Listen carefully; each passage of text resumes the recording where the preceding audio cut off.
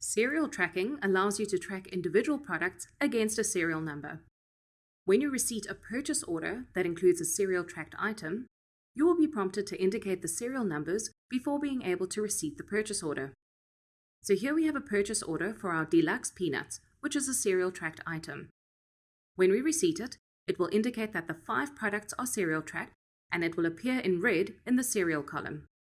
You would then click on the plus sign and enter in the serial numbers.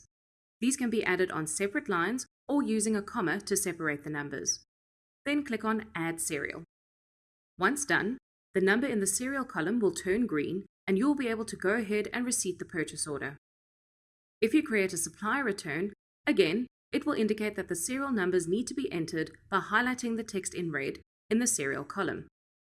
Click on the plus sign and select the relevant serial numbers relating to those products.